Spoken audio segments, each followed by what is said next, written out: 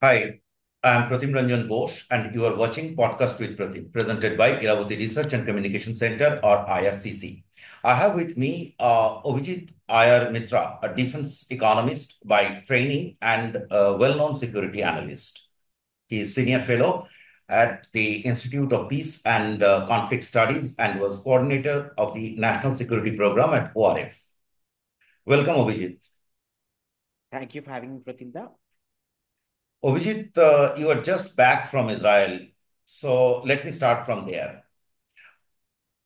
Uh, we all know the background of this conflict that has been for more than a year or nearly a year.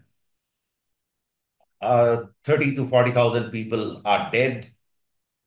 But over the last 3 months, 3 months practically, that Israel has widened the theater. They literally bombed the prospect of ceasefire and dragged Iran into direct confrontation.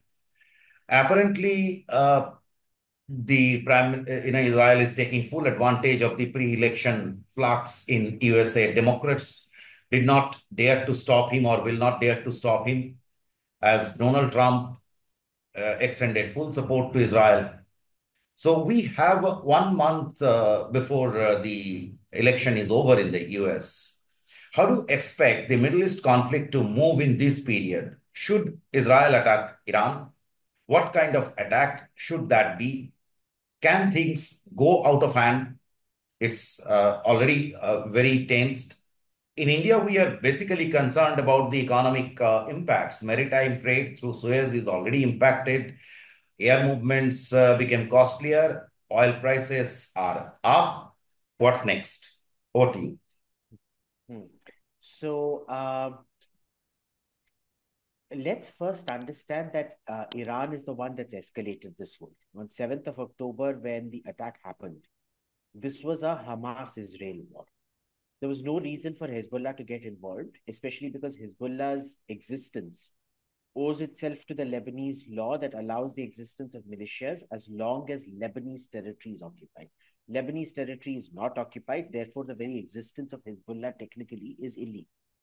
Uh, which is, of course, what the Lebanese Prime Minister has now said that he's willing to enforce UN Security Council Resolution If you don't mind, will you 1701. hold the mic a little closer to them? Yeah, sure. That he's willing to exercise UN Resolution 1701, which is the dismantlement of all Lebanese militias.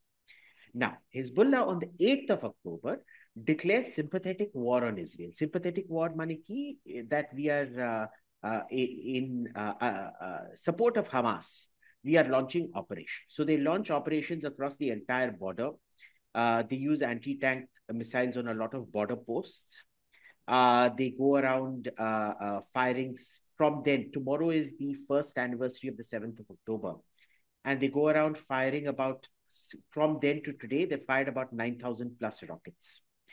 And the Israelis prioritized. They first said we're going to deal with the immediate threat Hamas, and then we'll come to the second threat Hezbollah. Now we need to remember what the dynamic of this. On one hand, it was, sympathetic saying, oh, well, we're going to help out Gaza, whatever. But the second issue was that, this was actually a Hezbollah planned attack. There's actually a YouTube video of something like this where they infiltrate from the north, capture parts of Haifa port, and take lots of Jews hostage and areas hostage to prevent the IDF from coming in. And till the 7th of October 23, it was Hezbollah that was seen as the sort of senior terrorist organization, and Hamas that was seen as the junior terrorist organization. On 7th of October, all of that changed because nobody had ever seen an attack on Israel of the caliber of the 7th of October. So what ended up happening was Hezbollah almost had to enter this war in order to re-establish hierarchy. Now, in all of this, what has happened is Hezbollah support for, Iranian support for Hezbollah has always been very open. They don't make any bones about it. The problem was one of calibration of that support. So what had ended up happening was, if you're going to be firing 9,000 rockets, expect your local assets to be taken out. Now, the way the game is played is you can't seem to be having your officers on the ground direct operations. And if those operations are being directed by Tehran, then you at least need to hide the location or the caliber of those officers or the hierarchy of those officers in the system. So, for example, 2611. We know they were being given orders from Karachi. They were watching Indian TV and giving orders from Karachi.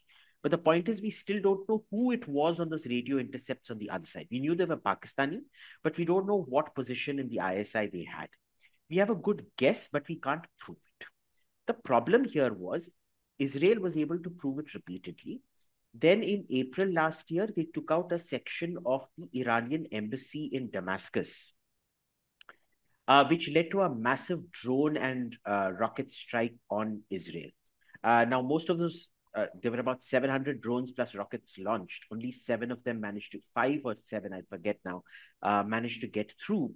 And even at that time, only one person was killed. That was a Muslim Bedouin Arab boy in the Negev desert. Right. Now, Israel did not respond to that, even though it was the first state-on-state attack. Now, remember, Iran violated the rule there. When Israel struck that embassy, it never took responsibility for it, just like the 1992 bombing of the Israeli embassy in Argentina, which we all know Iran did.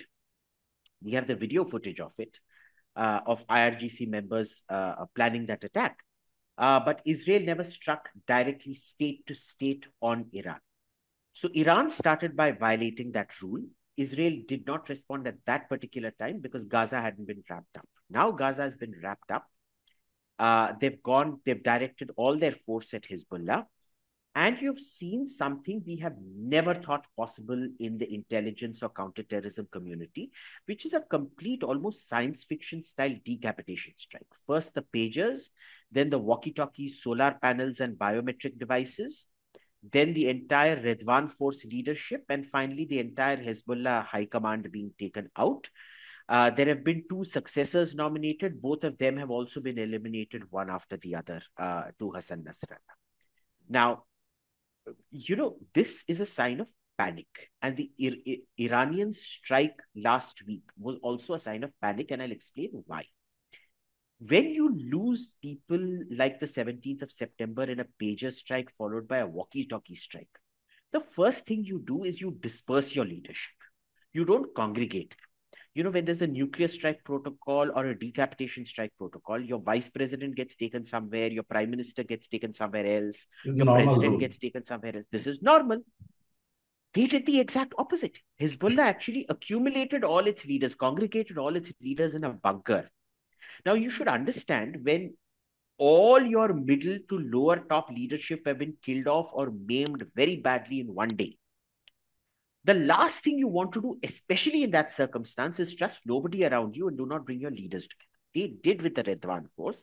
The Redwan force promptly got bombed. 3-4 days later, they do the same thing with the Hezbollah leadership as well, with Hassan Nasrallah. And I'm sitting there and thinking, how stupid are you? So this isn't stupidity. It's a panic reaction because all the counter intelligence, the counter espionage wings of Hezbollah, and the true command structure, because Hezbollah doesn't operate at a brigade level or anything like that. They're basically platoon level and less. So maybe no more than about 20-30 people max operating together at any given unit level. They have been, even their sort of thinking ability, their strategizing ability, their tactical abilities have been so badly eroded by the decapitation. They've been completely wiped out in that sense. To create an organization takes a very, very long time. To lose it, you can lose it very, very quickly. That's what's happening. The other huge mistake that happened was that the Iranian ambassador was caught with a Hezbollah. And we know for a fact those pagers were only supplied to Hezbollah because it was a Hezbollah contract. So what was the Iranian ambassador doing with the Hezbollah pager? And mind you, this is one aspect that nobody in the international press or the Iranians want to discuss. Nobody wants to ask the Iranians a question, what happened to the Iranian ambassador to Lebanon? His eyes were blown out. He's lost both his eyes. He's probably lost a few fingers as well. And the Iranian response, therefore, has again been one of panic. We have run out of options. We can't exercise subconventional warfare. Remember, Israel did not take responsibility for any of these actions. And these are Lebanese citizens being killed. They are not Iranian citizens. So Iran really doesn't have a casus belli, so to say, to respond. They are now claiming this is because of Ismail Hania's, the Hamas chief's assassination in Tehran, but that happened months back. So that isn't it. It's an accumulation of events that's happened. Now, in the world of escalation, generally a drone attack is seen as lower down the ladder. It's not necessarily, but it is seen as lower down the ladder than a ballistic missile attack. Even here, you can see panic because in the April attack, where they used about 600 odd drones and only about a dozen or so ballistic missiles, all the drones, every single one was shot down. And that was, something like about $1 billion or so wasted on not one single person being killed. So this time, they fired about 180 to 200 missiles, also worth about $1 billion, more than $1 billion, because ballistic missiles are much more expensive. And they have achieved no damage whatsoever. We've been looking at images from the Telnov, Nevatim, and Hatzerim air bases.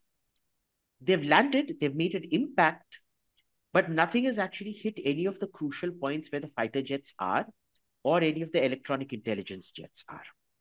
So it's been a pretty bad wastage of money for the Iranians out here. But because a ballistic missile strike is seen as far, far, far more aggressive, and because there was no cause for immediate response. See, if they had done this immediately after the killing of Ismail Hania, the Hamas chief in Tehran, you could at least say that there was kind of a cause. You could kind of make out in international relations. But waiting for like 2-3 months and then doing this is, you've lost your window of sympathy, opportunity, retaliation, whatever. So this is where we stand at the moment. Now, let's look at what Iran's compulsions are and what Israel's compulsions are. Israel is almost certainly now, within the next maybe 36 to 48 hours, going to launch a strike on Iran. They have been negotiating with the Emiratis and Saudis, not for airspace clearance. The airspace clearance has been given long back. The Saudis and Emiratis are only very happy if the Israelis destroy Iranian facilities. The real question is one of refueling, because Israeli refuelers are very, very old. They're almost 50 years old, whereas both the Emiratis and the Saudis have brand new refueling aircraft that can carry a lot more fuel. And the Emiratis and Saudis are very reluctant to, actually be involved in the attack, because then Iran will claim, well, you are also party to this and we're going to bomb you. Remember what happened with Qasem Soleimani's assassination by Trump. Politics suggests that they should not get involved into this. Basically. But as per law, it's a gray zone. So Iran says it was justified at that point of time when Trump assassinated Qasem Soleimani to fire that ballistic missile into an American camp in Iraq, which had not been involved in that attack. The second thing is Syria. The whole, so far, Israel had avoided bombing the air defenses of southern Syria because they are obsolete air defenses. The Israeli Air Force operates in Syrian airspace with complete immunity. They don't feel the need to waste very expensive precision munitions on Syrian air defenses, which can't really do much to them. But what we've seen in the last week and a half is that the entire air defenses of southern Syria have been taken out. So they're creating an alternative route over Syria and possibly through Iraq, the direct route into Iran to bomb their facilities. Third is, what are the targets? First, we thought it was going to be a direct hit on nuclear strikes. Then we know there was American pressure, so they reprioritized. They said we're going to hit oil facilities and leadership facilities. So that's going to be some of the mullahs, the Guardian Council, possibly the Supreme Leader, and IRGC command centers and headquarters and things like that. And they said, if Iran responds to that strike, we will then hit your nuclear facilities. But what we've seen recently is a lot of pro-Israel politicians in America are making a very loud noise saying Israel needs to hit their nuclear facilities. And this makes sense and not, I'll tell you why. It makes sense because this is, Israel and Iran are separated by almost 1,500 kilometers. So if you're going to expend that much tactical resources on a single strike or a single wave of strikes across Iran, it cannot be tactical. It has to be strategic that has a disproportionate effect on Iran. And in that, the only thing that really makes sense is nuclear. The second reason, I'll come back to Israel, is, if Iran gets hit, Iran can say that, we're now going nuclear because the world community did not protect us from Israeli aggression. And they will go nuclear at that point. Or at least they'll accelerate their efforts to become nuclear. So that will necessitate a second Israeli strike, which will not have that kind of international support. The problem is, even in the first strike, if they go after Iranian nuclear facilities, the radioactive fallout is going to be massive because the amount of radioactive dust. Now, we need to remember, on one hand, Iran is almost like a triangle sandwiched between mountains, right? There's the Hindu Kush in the east, there's the Zagros in the west, and there's the Alborz Mountains in the north, which, almost kind of form a sort of triangle of the Iranian plateau, which is why Iran's a very difficult country to invade in that sense. Not impossible like Russia, but just difficult. But the problem is this radioactive dust, it goes up. It goes several kilometers up into the air. And from that point, it is, wind directions taking that radioactive dust either north, south, east, west. It can go in absolutely any direction, depending on the wind conditions and things like that. So that is, again, a huge possibility of a fallout. But Israel may say, well, tough luck. This is something you have to deal with. There are also other options. Remember the bunker busters we saw that killed Hassan Nasrallah? That was a very important clue. It had penetrated 30 meters. 30 meters is almost 100 feet of several layers of reinforced concrete and exploded below. And, it's not really the explosion that kills. It's the sort of igniting of the oxygen in that bunker that turns the very air you breathe into fire. Also, the other aspect of it is the sheer pressure that is created by it. It's like instant, it's like throwing you into a pressure cooker and putting it on 5 whistles almost instantly. I mean, we all know what happens to mutton after 5 whistles in a Hawkins pressure cooker. It's like compressing that entire sequence into about 1 microsecond. So, all the soft tissue, your brain, your eyes, everything literally gets crushed, instant, pulverized, tenderized, call it what you will, almost instantly. Now, can the same thing be applied on a nuclear reactor where the containment dome stays intact, the bunker stays intact, but everything inside it and all the people inside it are killed? What is the radioactive fallout of that? We don't know. Remember when Osirak, the Iraqi reactor in 1982, I think the attack was carried out by Israel on the Iraqi reactor. It had not gotten critical yet. So it wasn't radioactive and it was blown up completely. We don't know if these bunker busters are able to, just blow up the interior without damaging the exterior. But I suspect, knowing the Israelis, they plan for these things, they would have possibly planned for something like this, where it goes in, does not destroy the containment dome, but instead destroys everything within, or at least kills everything within, which would still be quite significant. Now, Iran will go nuclear if there is an attack on its oil installations. It's also going to go berserk because all their handles on Twitter have been suggesting they will destroy Emirati, Omani, Iraqi, Saudi oil facilities and send us back to bicycles. Yesterday, the IRGC tweeted that out. The Iranian leadership has tweeted that out in the past. Khamenei himself has tweeted that out in the last few days. So will they go nuclear? I don't know. But if their nuclear facilities are bombed, will they go nuclear? Almost certainly yes. Because, see, they have a right to those nuclear facilities under the NPT for civilian uses. This is, it's fine legal So, jargon. so assuming that they will not go nuclear, they will go for oil. There is a clear possibility that Iran will get into retaliation. Iran is almost certainly going to try to retaliate. The question is, will it succeed in its retaliation? Because again, the problem is we've seen ballistic missiles are fabulously expensive.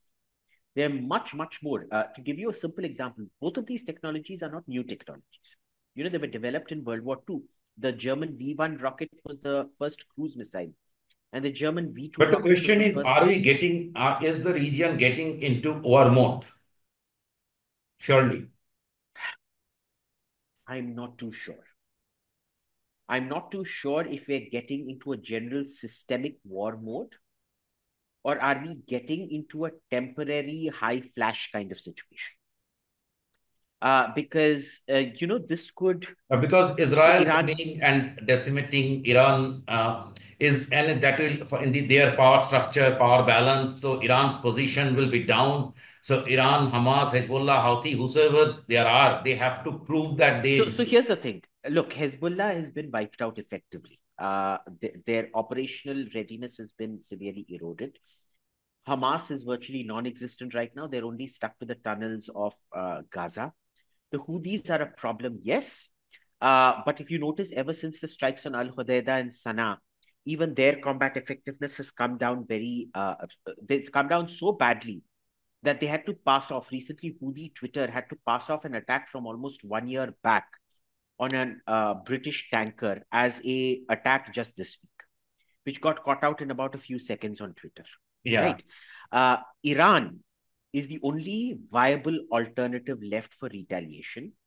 And the problem there also is, if you saw the effectiveness of the strikes, how is it that a ballistic missile strike produces no damage, a cruise missile strike produces no damage, a drone strike doesn't produce damage? So Iran can strike. The question is, will it hit?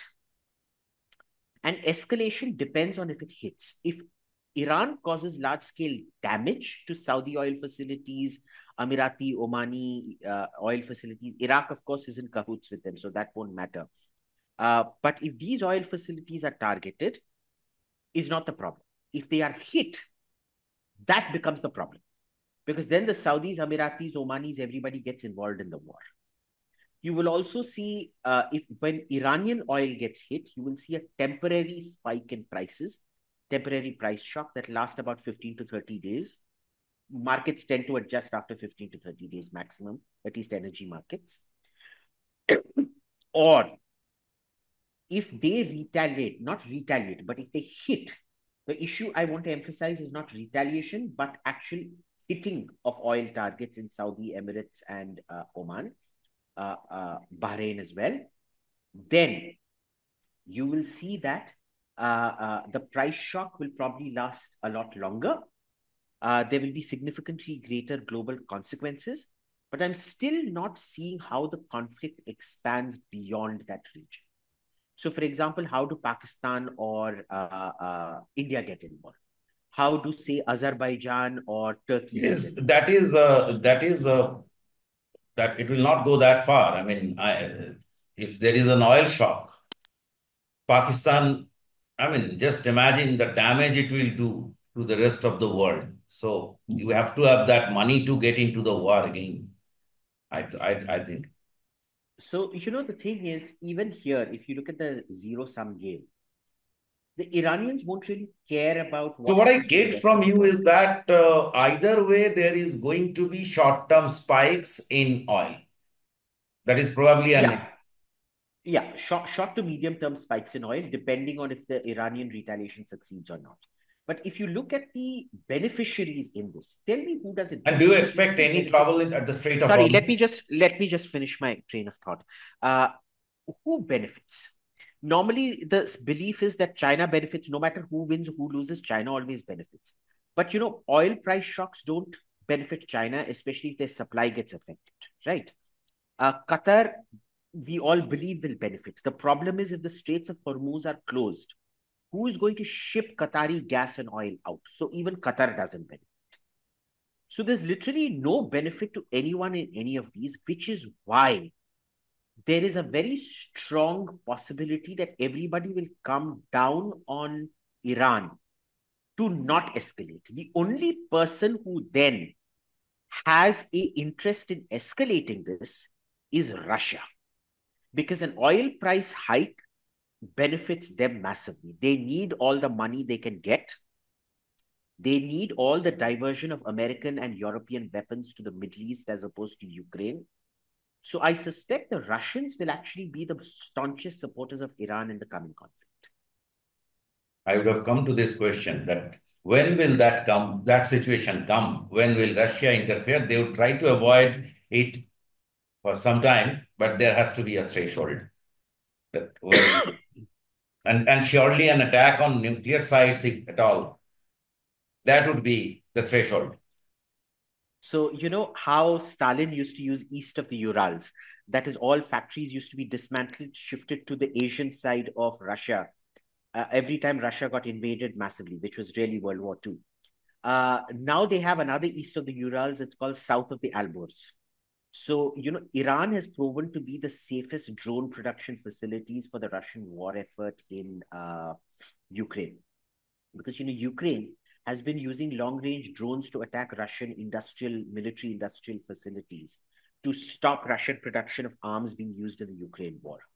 But Ukraine has not been attacking Iranian production facilities for the same drones and weapons that they supply Russia. This is why the Israeli bombing of Iran will have to be carefully calibrated, that it only affects Iranian interests. Because it affects Russian interests, then Russia enters that. But you look at it from the Israeli point of view. If they do not bomb the drone facilities, they are basically inviting another long wave of drone attacks. And you know, the drones are very cheap, but defending against drones is much more expensive. There's a whole bunch of economics that goes into, you know, the choices that get exercised. It's it's a thankless situation in that thing, you know. It's if we attack Iran, we have to make it worth our while and take out nuclear facilities and drone facilities. If we don't attack them, we get attacked. But if we attack them, Russia enters in one form or the other. Russia, incidentally, has already sent S-400 batteries, which are very effective against stealth aircraft. Supposedly, that's what the Russians tell us, to Iran. They have emergency lifted about 3-4 batteries to Iran. It's a very interesting war as well. There is no common border. They have to fight to the air. Which acts as a de-escalation mechanism. And as you say, they Because are see, 1,500 kilometers apart. yeah, and that's a de-escalation thing, right? Which is why I said short to medium term price shock. It can't go on beyond that, because the longer the range, the more expensive the weapon, number one. The longer the range, the less the number of weapons you have, number two. And absent ground forces or aircraft carriers. Now, Iran doesn't have an aircraft carrier, it has a drone carrier, but no aircraft carrier. Israel does not have an aircraft carrier.